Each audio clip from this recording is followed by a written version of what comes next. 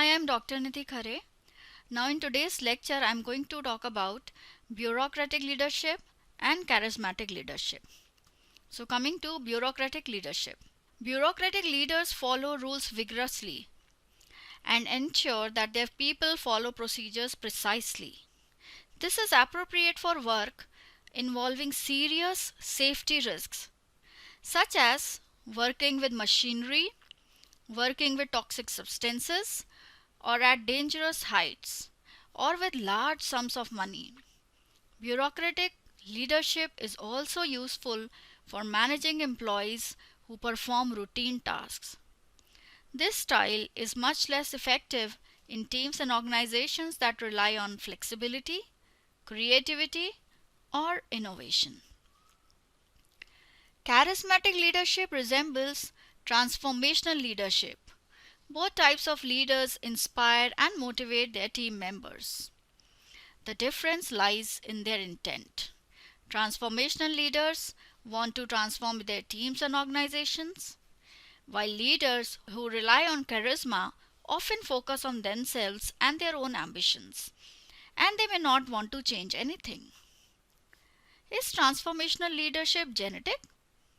Some people assume that charisma is something people are born with. You either have charisma or you don't. However, research does not support this idea. We must acknowledge that there is a connection between some personality traits and charisma. Specifically, people who have a neurotic personality tend to demonstrate lower levels of charisma, and people who are extroverted tend to have higher levels of charisma. However, personality explains only around 10% of the variance in charisma. A large body of research has shown that it is possible to train people to increase their charisma and increase their transformational leadership. So what is charisma? Charisma refers to behaviors leaders demonstrate that create confidence in, commitment to, and admiration for the leader. Now, how to be charismatic? Everyone wants to be charismatic. So let's see some of the guidelines. Have a vision around which people can gather. When framing requests on addressing others, instead of emphasizing short-term goals, stress the importance of the long-term vision. When giving a message, think about the overarching purpose. What is the ultimate goal? Why should people care? What are you trying to achieve? Next, tie this vision to history. In addition to stressing the ideal future, charismatic leaders also bring up the history and how the shared history ties to the future. Next, watch your body language. Charismatic leaders are energetic and passionate about their ideas. This involves truly believing in your own ideas. When talking to others, be confident, look them in the eye, and express your belief in your ideas. Make sure that employees have confidence in themselves. You can achieve this by showing that you believe in them and trust in their abilities.